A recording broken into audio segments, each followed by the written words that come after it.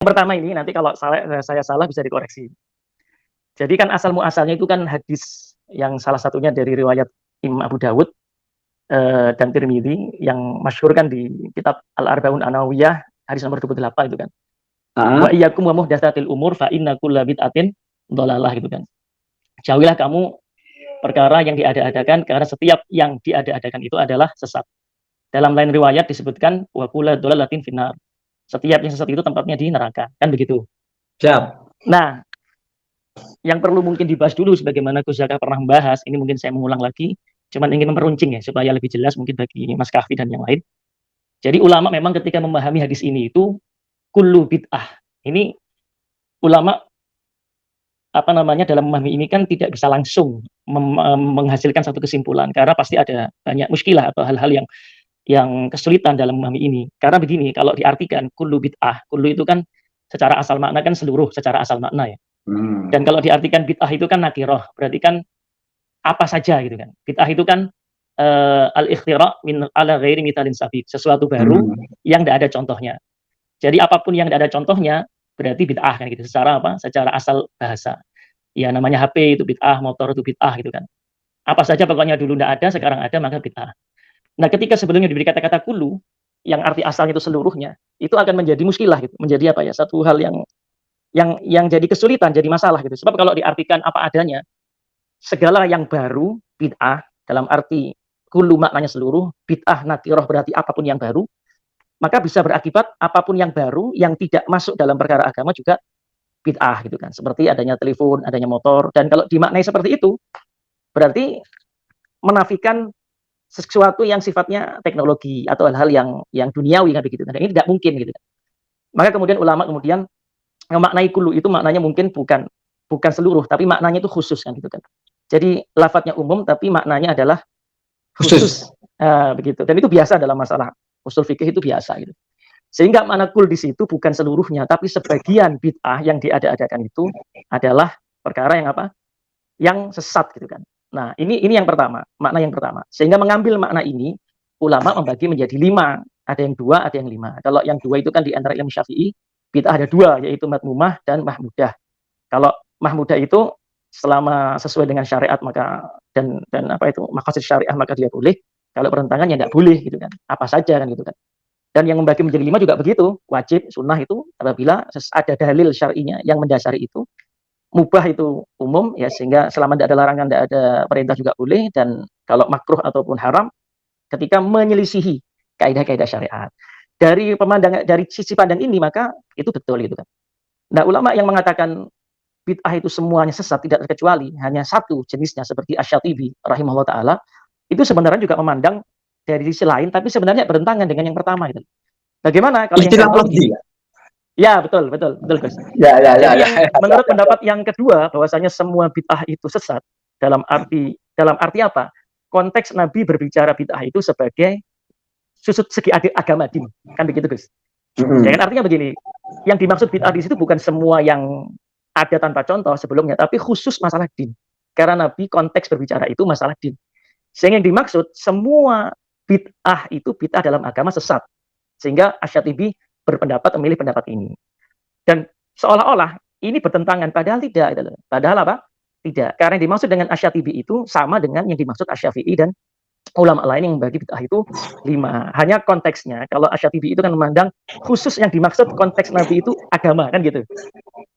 Lah kemudian perlu diperluas lagi, permasalahannya yang sering mungkin Mas Kafi itu tidak tahu, bahwasanya sekalipun kita mengambil pendapat Asy-Syatibi bahwasanya semua bid'ah agama itu sesat dan itu tidak bertentangan dengan pendapat yang pertama yang membagi bid'ah menjadi 5 atau 2. Nah, mungkin yang perlu difahami begini, bahwasanya yang dimaksud dengan bid'ah dalam agama itu apa? Ya? Standarnya apa? Apakah setiap yang tidak dilakukan Nabi berarti bid'ah? Kan itu yang jadi masalahnya. Nah, mungkin Mas Kafi menganggap seperti itu. Pokoknya tidak pernah dilakukan Nabi maka bid'ah. Nah, kalau seperti itu maka salah. Kenapa? Karena banyak hal-hal yang tidak dilakukan Nabi, dilakukan Khulafa ar-Rasyidun atau sahabat yang lain, tapi itu bukan bid'ah gitu loh. Selama ada dasar-dasar syariahnya kan gitu. Contoh misalnya, ya tadi itu sholat tarawih lebih dari 11 atau 13 rakaat. Memang Nabi tidak pernah melakukan, tapi sahabat memahami bahwasanya Nabi itu sholat tidak lebih dari 13, itu tidak melanggar syariat, karena memang tidak pernah ada pembatasan rakaat untuk sholat tarawih. itu pemahaman sahabat kan begitu. Sehingga tidak pernah bertentangan gitu. Artinya memang jumlah rakaat tarawih itu tidak pernah dibatasi. Ketika Nabi ditanya tentang kaifiyah sholat tarawih, beliau mengatakan masna masna, dua-dua. Sampai kapan? Sampai kalau kau mendekati subuh, khawatir subuh datang, maka yutir atau fal yahtim di qiraah. Maka tutuplah kalau kamu takut datang subuh, tutup dengan satu. Menunjukkan apa? Tidak ada apa namanya itu batasan. Dan perlu dipahami lagi, mungkin Mas Kafi ya. Yang jadi masalah itu Gus sebenarnya pada bid'ah idhofiyah ya. Kalau bid'ah idhofiyah kan sepakat haram. Ada pertanyaan paling sebentar. Ya Gus, monggo. Saya boleh tanya? Iya. Ini jenengan ini menjelaskan kepada saya apa kepada Mas Kafi? Oh, enggak Kafi, Mas Kafi. Jadi enggak kepada saya? Bukan. Enggak bermaksud membantah saya gitu. Saya sepakat malah. Penampilannya ini loh, penampilannya ini harusnya membantah. Kenapa? Penampilannya ya, ini begitu. Saya tunggu dari tadi kok. Nah, jadi begini Gus, artinya Anda harus begitu. Masalah penampilan itu kan tidak. Saya lanjutkan ya, baik. Giding. Jadi saya lanjutkan Gus. Lah kemudian yang jadi masalah itu adalah ketika menentukan bid'ah dalam agama itu apa standarnya? Kalau hanya sekedar tidak dilakukan Nabi maka tidak tepat, ya kan? Harus ada kelanjutan, yaitu yang tidak ada dasar syariatnya. Makanya Bapak mengatakan al bid'ah itu adalah ma kullu ma yunsabu ila din wa laysa lahu dalil. Apa saja yang dinisbatkan kepada agama tapi tidak ada dalil. Dalil ini tentu tidak hanya apa yang dilakukan Nabi, tapi juga dalil itu juga apa yang diucapkan Nabi atau yang disepakati dan diamkan Nabi, ya ini takrir, baik takrir terhadap qaul sahabat atau perbuatan sahabat, atau hal-hal lain yang didiamkan oleh syariat dan masih masuk dalam perkara yang boleh. Makanya kebanyakannya yang tidak jelas dari Mas Kafi itu atau yang diperselisihkan itu Gus dalam masalah bid'ah idhofiyah. Kalau bid'ah hakikiyah semua sepakat tidak boleh. Tapi dalam bid'ah idhofiyah itulah yang seringkali orang kemudian mempermasalahkan. Maksudnya begini. Bid'ah idhofiyah itu kan bid'ah yang secara dasar amalnya ada dalil, tetapi sifatnya itu tidak ada dalil secara khusus. Gus, ini Gus? Halo? Sorry, putus. Terus. Oh iya. Jadi permasalahan intinya itu, Gus, di bid'ah idhofiyah, bukan bid'ah hakikiyah. Kalau bid'ah hakikiyah jelas, yaitu perkara yang diadakan dalam agama, yang baru, yang tidak ada dalil secara asalnya. Nah, adapun bid'ah idhofiyah, di mana dasar amalnya ada, hanya sifatnya itu tidak disebutkan secara khusus. Ini yang biasanya jadi masalah. Nah, banyak perkara yang mungkin terpleset dalam masalah ini. Ya, karena bid'ah idhofiyah itu secara asal dasarnya ada, tetapi sifatnya tidak disebutkan Nabi, sehingga ada sebagian yang menurut saya tidak tepat. Jadi apapun sifatnya, kalau tidak sesuai dengan sifat Nabi, maka tidak boleh, maka bid'ah. Atau apabila, contoh misalnya gini, sifat itu kan ada 6, Gus. Ya. Bid'ah idhofiyah itu kan misalnya contoh pertama ada tempat, kemudian waktu. Kemudian bilangan, kemudian cara, kemudian jenis, dan yang keenam kaifiyah. Misalnya kalau tempat itu jelas, misalnya tempat haji di mana. Kemudian waktu haji, yaitu misalnya di bulan Dzulhijjah, ya kan. Kemudian tawaf berapa kali? Untuk ya ada bilangan, ya kan. Kemudian untuk kaifiyah itu ya misalnya caranya sholat itu ya dari takbir sampai dengan salam, wudhu seperti itu, gitu kan. Kalau misalnya apa tadi itu jenis, misalnya di zakat itu dengan apa, zakat fitrah itu dengan apa, kan gitu. Zakat apa itu ternak dengan apa, nah seperti itu jenisnya. Kemudian tadi apa tadi? Satu lagi apa? 6 itu. Kemudian kaifiyah terakhir. Kaifiyah tadi cara ya. Nah, seringkali begini yang tergelincir itu berpendapat bid'ah idhofiyah itu haram mutlak dalam arti gini, kalau tidak dalam 6 hal ini di dalam mutlak dan mentakyid. Misalnya begini, misalnya contoh. Jadi ada prinsip yang ini perlu dikoreksi ya. Jadi dalam 6 perkara tadi itu, sifat yang 6 perkara tadi itu, yang mutlak tidak boleh ditakyid, yang takyid tidak boleh diitlak, kan gitu ya. Yang mutlak tanpa ada ikatan tidak boleh dibatasi, yang dibatasi tidak boleh dimutlakan, kan gitu. Nah, ketika hanya diterima hanya dari ini saja, itu akan mudah membid'ahkan sesuatu. Padahal harusnya ada kaidah. Misalnya begini contoh, ya, yang saya tahu ini. Jadi memutlakkan yang terikat dan mengikat yang mutlak itu sebenarnya bukan haram mutlak, tapi boleh, ya, boleh dengan syarat apa? Masuk dalam kaidah umum yang memang tidak dibatasi. Contoh misalnya begini. Sekarang mengenai masalah waktu ya, waktu. Misalnya contoh. Eh, ketika malam Al-Qadar itu kan Aisyah pernah ditanya, ya Rasulullah, kalau saya ketepatan menemui malam Qadar, apa yang aku baca?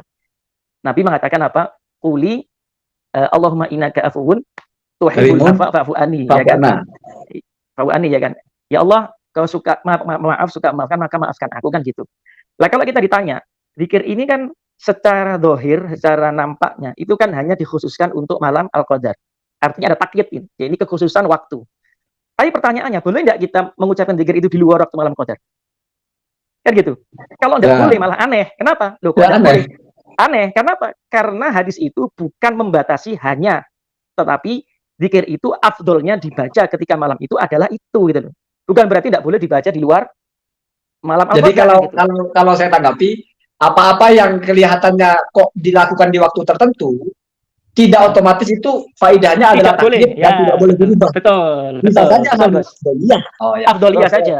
Dan nah, bukan berarti juga kita tidak boleh membaca zikir itu pada malam Al-Qadar. Misalnya contoh, kalau saya tidak baca Allahumma innaka afuwun tuhibbul afwa anni, istighfar boleh enggak? Tentu boleh, karena itu bukan kewajiban, beda kan gitu. halnya dengan takyid waktu sholat duhur. Dari misalnya Kenapa, dari Gus? waktu duhur sampai asar, tidak boleh dirubah sholat di luar waktunya. Oh, Mungkin begitu jelas, Mas. nah, itu Itu jelas. Iya, yang kalau tidak itu boleh jelas. dirubah. Iya, betul. Itu kita paham, sepakat. Yang Ya, kedua siap. misalnya contoh. Contoh misalnya mentakyid yang atau Mutlak. yang mutlak. Contoh misalnya gini. Seperti kasusnya seorang sahabat yang memimpin syariah dalam satu perang. Itu kan ketika dia itu ngimami selalu menutup dengan al-ikhlas, kan gitu kan. Membaca Kan gitu, dulu. Gus. Nah, itu kan mentakyid bahwasanya Sesuatu yang bacaan umum. yang dibaca, nah umum kan boleh apa Yang saja, mutlak. gitu kan. Tapi kok hanya al-ikhlas, gitu kan. Ketika ditanya Nabi, beliau mengatakan karena di dalamnya ada sifatur rahman, ya ini sifatnya Allah Ta'ala, gitu kan. Aku suka membacanya. Lah, kalau secara dohir, ini berarti kan mentakyid, mengikat Sesuatu yang mutlak. dengan yang mutlak, kan tidak boleh kalau secara asal, ya. Tapi kan tidak begitu cara berpikirnya, gitu loh. Artinya selama tidak ada larangan, maka mentakyid yang mutlak itu boleh-boleh saja, tidak Boleh, menjadi boleh. bid'ah, gitu loh. Selama memang tidak terkait dengan memang yang harus ditakyid. Seperti jelas lah, kalau sholat zuhur 4 rakaat itu jelas, ya. Itu takyid yang takyid betul-betul ada, gitu loh. Ya, atau Al-Fatihah itu pun khilaf, kalau ulama kan Al-Fatihah kan khilaf ya antara Abu Hanifah dengan yang lain. Tapi intinya Ya. memutlakkan yang muqayyad atau memutlakkan yang terikat dan mengikat yang mutlak itu tidak serta-merta tidak boleh, gitu loh. Sehingga tidak bisa kita katakan bidah idhofiyah itu hukumnya mutlak, tidak boleh. Ya, kok dimutlakkan yang terikat, mengikat yang mutlak, tidak boleh mutlak, tidak seperti itu cara berpikirnya.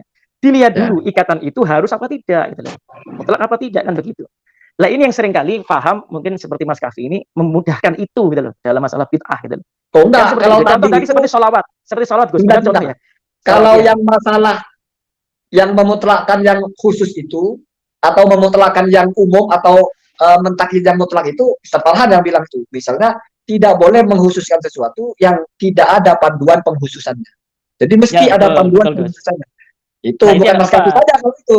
Ustaznya Ya, juga betul. begitu. Nah, maksudnya kan contoh seperti Ya. Mas Kafi. Nah, kemudian Oh ini iya, juga iya, contoh siap. mengenai masalah sholawat juga itu kan. Betul bahwasanya sholawat yang diajarkan Nabi itu secara lafaz mungkin ada 16 ya. Kalau di Sunan Abi Dawud itu atau Nasai saya nggak lupa ada 16. Itu pun sholawat di dalam sholat, kan gitu. Nah, bagaimana kita bersolawat? Sholawat ada dua kan.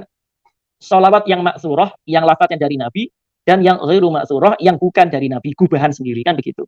Nah, bagaimana kita boleh enggak kita mengucapkan sholawat yang ghairu maksurah? Itu kan pertanyaannya, karena itu sifat lafaz kan gitu kan. Kan gitu, Gus. Nah, ada yang mutlakan enggak boleh gitu kan. Apa dalilnya enggak boleh? Sedangkan yang penting suruh bersolawat kan gitu kan. Selama isi solawatnya tidak melanggar syariat, maka boleh-boleh saja gitu. Dan dibuktikan dengan praktek ulama dan manusia secara umum, ketika mereka bersolawat itu bebas gitu loh. Dan tidak harus dengan lafaz-lafaz kenabian. Iya, Ibnu Abbas Kan begitu, bersolawat juga, tidak solawat sendiri. Ya, gubahan sendiri. Makanya itu. Sehingga apa di sini? Tidak tepat kalau kemudian menggunakan kaidah secara tidak boleh mentakyid yang mutlak dan mengitlak yang muqayyad itu tidak boleh mutlak. Tidak seperti itu cara berpikirnya gitu loh. Nah, itu mungkin yang banyak salah paham tentang masalah bid'ah idhofiyah ini yang menjadi pertentangan yang sebenarnya kalau kita paham betul-betul paham itu tidak akan seperti itu. Itu Gus kira-kira. Nah, sekarang jujur. Jenengan ini mana alirannya? Saya aliran apa ini? Saya aliran ya berusaha mengikuti ulama dalam memahami Quran dan Sunnah, itu aja Gus. Ya mengikuti pemahaman salaf. Salaf itu kan ya Di antaranya kan sahabat, tabi'ut tabi'in, tabi'ut tabi'un, tabi'ut atba'ut tabi'in, termasuk Imam Nah, Syafi'i saya itu tanya termasuk lebih salaf. itu, jenengan ini bukan Salafi, Oh, salafi saya.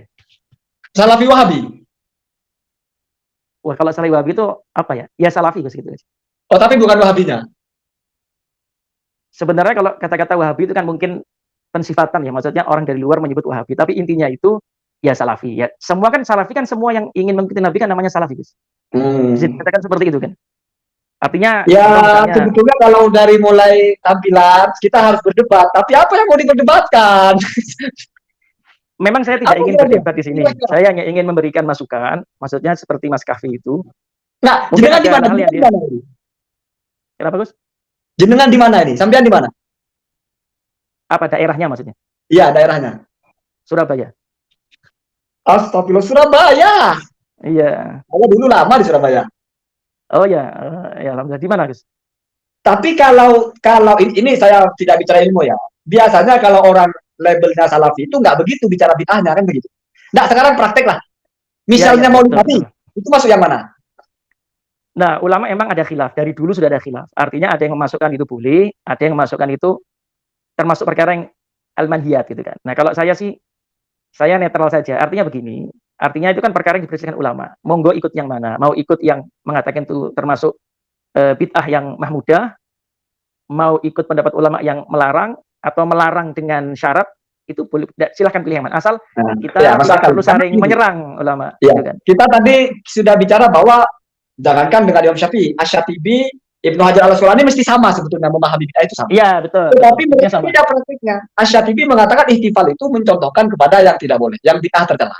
Tapi Ibnu Hajar Al-Asqalani justru mengatakan Ya, itu betul, yang betul, betul. Nah, ini Iya, sudah di masuk kitab kepada mukhtalaf ya, ya mukhtalaf nggak ada sudah masalah. selesai. Itu kan tatbiknya. Makanya begini. Ya, Pertama kita tapi harus dalam paham kebijakan tentang ada perbedaan. tatbiknya berbeda itu wajar, betul, betul. Ya, walaupun Artinya teorinya begini. sama. Ya, betul. Artinya secara teori mereka berdua sama, dua sisi ini, tapi dalam tatbik nggak usah begitu. Gus, di antara ulama salafi sendiri itu kan beda. Contoh ini ulama kontemporer ya. Hukum tasbih, berzikir dengan tasbih, Ya, sabah, ya, itu kan atau sabuh itu. Ulama kan banyak ya, pendapat. Ulama-ulama salafi kan beda. Ada yang mengatakan sunnah, mubah lah paling ada yang tidak, mengatakan jaiz. bid'ah. Ada yang mengatakan Termasuk tarawih lebih dari 11 ya, dan betul, sebagainya. betul. Tapi kalau Jadi yang lebih dari sebetulnya kadang saya juga tidak berani menghukumi Salafi itu seperti apa. Makanya kalau jenengan memperhatikan konten saya itu adalah kita bicara keilmuan saja. Jadi kalau betul, ada betul, orang betul, betul. di bagian istilah kok nyerang, kan ada dalilnya. Iya, betul, betul.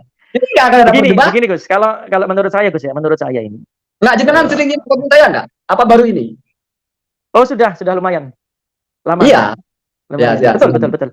Jadi begini Gus, sebenarnya begini. Jadi memang di gerakan Salafi ini itu ada arus utama, ada bukan arus utama ya. Nah, arus utama itu memang yang pernah saya dulu ya tahu, itu memang arus utamanya itu seperti Al-Kahfi itu. Yang saya tahu, ini kan pendapat pribadi ya. Ya. Jadi tidak hanya di Indonesia tapi di dunia gitu kan. Tetapi alhamdulillah banyak ulama-ulama Salafi dan para masyayikh yang mungkin ada mulai mengkritisi, ada yang tidak betul gitu kan. Sehingga mereka mulai kembali kepada yang lebih insaf ya. Contoh misalnya masalah bermadhab, itu kan memang di kami setahu saya ini ya. Bermadhab itu kan kayak sesuatu yang kurang utama atau apa ya? Yang paling parah itu dianggap secara malu-malu itu tidak mengikuti Quran dan Sunnah lah gampangnya begitulah. Dalam arti nomor 2 bermadhab itu kan gitu. Nah sekarang mulai ada kesadaran, sudah mulai mungkin berapa tahun ini, mungkin 10 tahun, 20 tahun ini, pentingnya bermadhab gitu kan. Pentingnya bermadhab di dalam fikih ya, dan perlunya kembali kepada cara pandang para ulama gitu kan. Walaupun arus derasnya mungkin yang saya tahu itu masih agak alergi dengan madhab.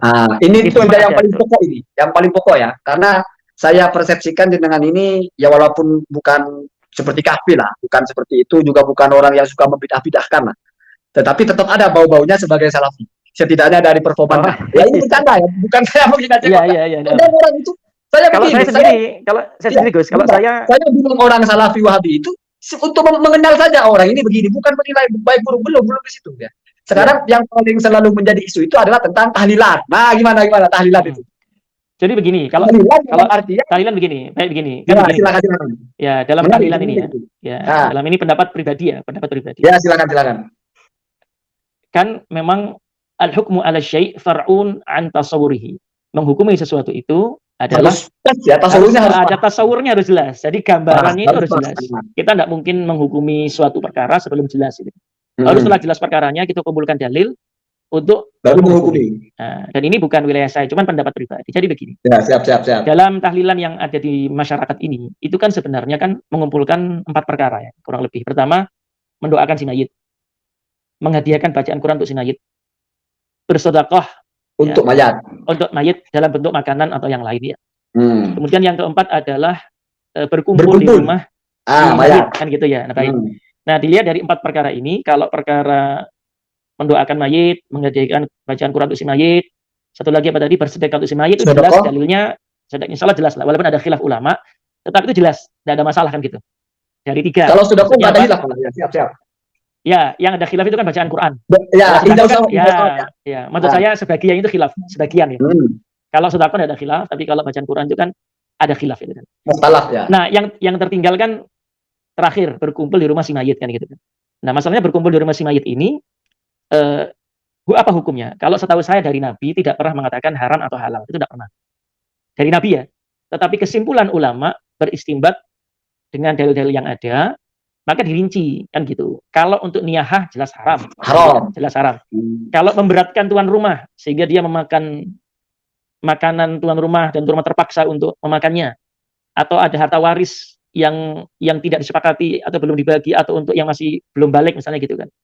Dan misalnya maka jelas. Nah, yang mukhtalaf itu kan berkumpulnya di rumah itu kan. Berkumpul di rumah untuk melakukan kegiatan itu kan gitu kan. Ya kan? Artinya apa? Artinya secara tiga setengah perkara dari 4 perkara itu kan ada dalilnya. Tinggal setengah dari itu yang jadi mukhtalaf kan gitu kan. Kalau saya sih monggo silahkan. Yang mau melakukan monggo, yang enggak ya monggo. Ya, yang jelas. Ya, siap. Kalau saya begini memandangnya, kalau pandangan saya, mungkin jenengan bisa koreksi. Ya. Jadi itu anggaplah 3 hal sudah, walaupun mukhtalaf, anggap kita itu boleh. 3,5 ya. Berarti yang masalah satu. Kalau makannya itu, saya baca dalam kitab, selama bukan harta anak yatim, maka mentok hukumnya makruh. Jadi makruh karena melawan sunnah. Sunnahnya itu kan mereka dikasih makan. Menyediakan, ya betul. Itu makruh. Ya betul.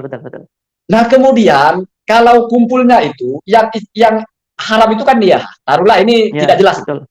Maka kalau misalnya, lalu bagaimana kalau tahlilan itu serangkaian itu? Saya anggap sama dengan misalnya orang sholat. Sholat itu kan hukumnya sendiri. Tetapi dalam sholat itu ada hal-hal yang berstatus makruh. Misalnya noleh-noleh. Nah, kemakruhan noleh-noleh ini apakah mempengaruhi hukum sholat apa enggak? Oh tidak. Berarti seharusnya tahlilan itu di bagian ininya, ya hukumnya masing-masing. Di bagian ininya, di bagian ininya ya. Kalau dia haram, begitu mungkin ya? Ya, memang begitu ada perinciannya. Artinya gini, untuk bagian yang keempat, itu ada perincian. Kapan tidak boleh, kapan makruh, kapan dan mungkin yang menjadi permasalahan itu haram ya. Ya, atau yang berikutnya sifatnya. Kan perintahnya isna, berarti kan semua ngantar makanan kan dia datang. Berarti masa harus satu-satu kalau nggak boleh ngumpul. Ya, betul.